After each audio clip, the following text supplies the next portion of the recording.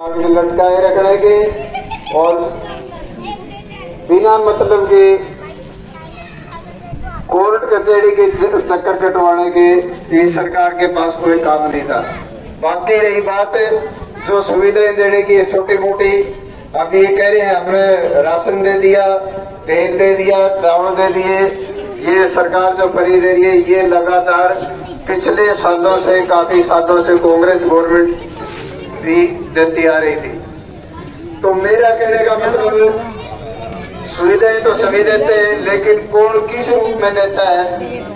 हम उन नीतियों को, उन बातों को लेकर आपके बीच में आए हैं और इन्हीं बातों के साथ मैं आप सभी से हाथ जोड़ के प्रार्थना करना चाहता हूँ कि जो डॉक्टर साहब बात रखेंगे, आपको संदेश देंगे, उन बातों के मद्देनजर एक बात आपके सामने मेरी ये हाथ जोड़ के सभी से प्रार्थना है कि एक बार आप उन नीतियों को सुन के, केजरीवाल जी की सरकार की जो नीतियां उनको सुन के एक बार आप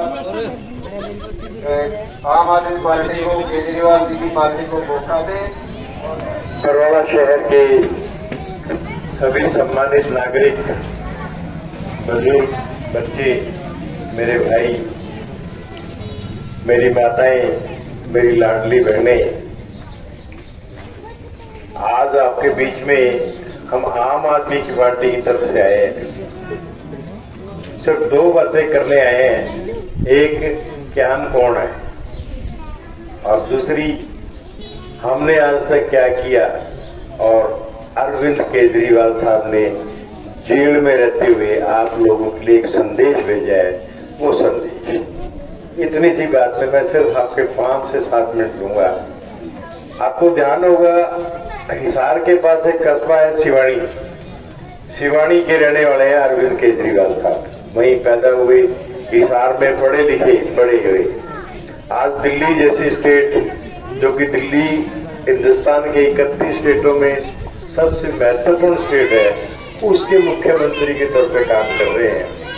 और नरेंद्र मोदी साहब अगर इस हिंदुस्तान में किसी से डरते हैं तो अरविंद केजरीवाल से डरते हैं, आपके अपने बेटे से डरते हैं, आपके हिसार के निवासी से डरते हैं। क्यों? क्योंकि उनको लगता है कि अगर कभी प्रधानमंत्री बनेगा नरेंद्र मोदी को सीट से उतार के तो अरविंद केजरीवाल बनेगा। इसी डर में उसने बिना किसी अपराध के, बिना किसी कारण के पिछले 5 महीने से जेल में बंद कर रखा है। उनके जो उप मुख्यमंत्री और शिक्षा मंत्री दिल्ली के मनीष सिसोदिया साहब को 17 महीने जेल में रखे, कल सुप्रीम कोर्ट ने उनको रिहा किया। अरविंद केजरीवाल इतना बड़ा कैसे बन गया? बड़ी सीधी सी बात है, उस आदमी के अंदर जुनून था कि हिंदुस्तान के आखिरी आदमी, हिंदुस्तान के सबसे गरीब आदमी के लिए मैंने काम करना है। उसने कभी हिंदू मुसलमान की, कभी जात पात की, कभी जाट नॉन जाट की, कभी अगड़े पिछड़े की, कभी SC BC की, कभी राजनीति नहीं करी। उसने राजनीति करी तो सिर्फ गरीब के लिए करी।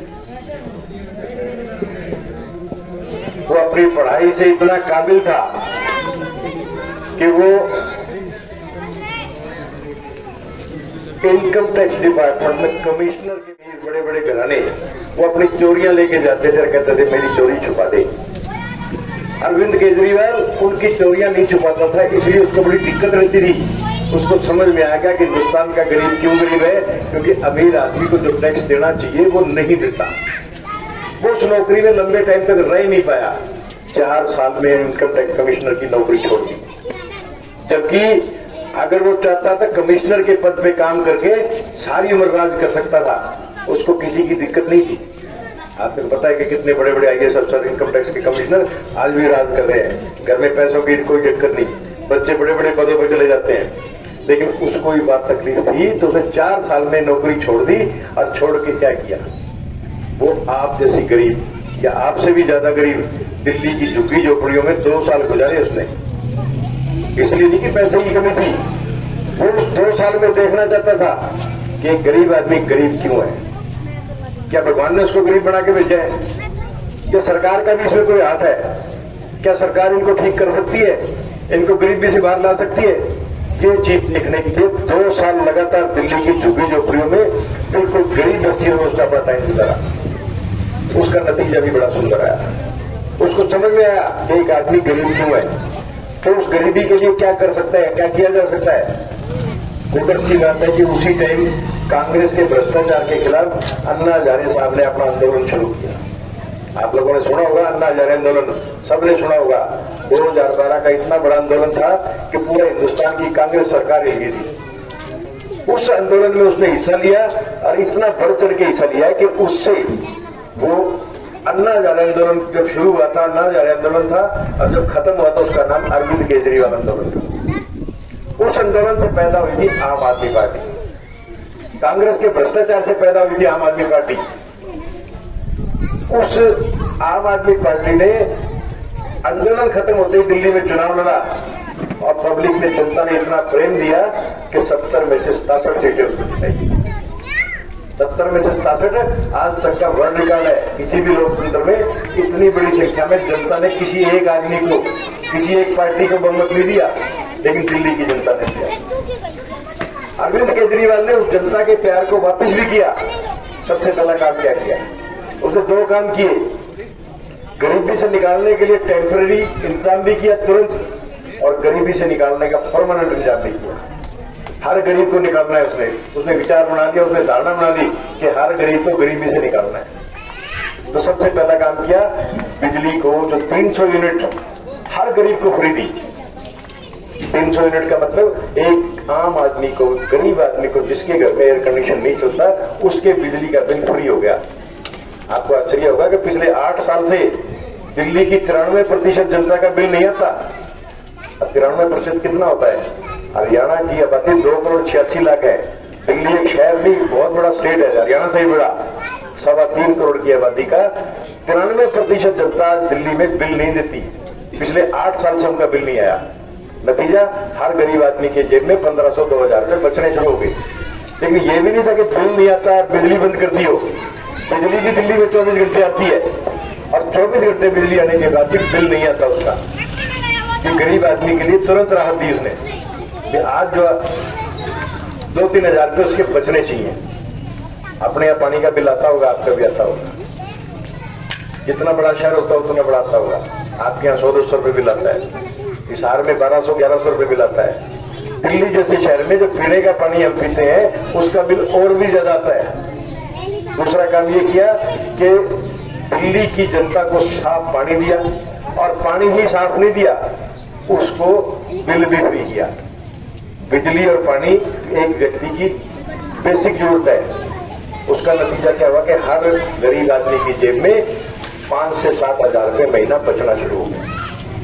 फिर उसने महिलाओं के लिए, औरतों के लिए, लड़कियों के लिए रोडवेज की बस फ्री कर दी। दिल्ली की किसी भी बस में कोई पास नहीं दिखाना, अगर महिला है तो उसको रोडवेज की बस में टिकट नहीं लगता। उससे आधी आबादी हमारी अपनी सम्मान से कहीं भी आ जा सकती है। उसको अपने आदमी के सामने हाथ नहीं फैलाना पड़ता कि मेरे को 100 रुपए दे दे, मेरे को अपने मायके जाके आना है, अपने भाई के घर जाना है, क्योंकि रोडवेज फ्री कर देंगे। रोडवेज फ्री करने के अलावा हर महिला के खाते में 1000 रुपए महीना डालना शुरू हो गया, जिससे महिला का आत्मसम्मान बढ़ा। ये सारी सुविधाएं फ्री में दिल्ली की सरकार में मुख्यमंत्री अरविंद केजरीवाल ने दी। हर घर को 5 से 7 हजार रुपए महीना बचना शुरू हो गया। अगर एक गरीब आदमी की आमदनी 10,000 रुपए महीना है, 15,000 रुपए महीना है, तो वो सुकून से अपनी रोटी खानी शुरू हो गई। लेकिन ये सब टेम्परेरी इलाज थे, परमानेंट इलाज किया उसे। फिर उसने देखा कि जब तक गरीब का बच्चा अच्छी पढ़ाई नहीं पढ़ेगा, जब तक गरीब का बच्चा और अमीर का बच्चा एक ही स्कूल में नहीं पढ़ेगा, तब तक उसके दिमाग का पूरा विकास नहीं होगा, और वो अमीर आदमी के बच्चे के साथ में कंपटीशन नहीं कर पाएगा। उस कंपटीशन कराने के लिए उसने स्कूलों के अंदर इतनी सुविधा बढ़ा दी कि हर स्कूल को, हर कमरे को एयर कंडीशन कर दिया, उसके अंदर बढ़िया से बढ़िया फर्नीचर लगा दिया, मास्टरों को बढ़िया से बढ़िया ट्रेनिंग दे दी। ट्रेनिंग देने के लिए हिंदुस्तान से बाहर भी भेजा उनको। नतीजा, बहुत खूबसूरत आया। आपको ध्यान होगा ऐसे 5 साल पहले आपने अखबार पढ़े होंगे कि अमेरिका की राष्ट्रपति की धर्मपत्नी हिंदुस्तान आई थी सिर्फ और सिर्फ दिल्ली के स्कूलों को देख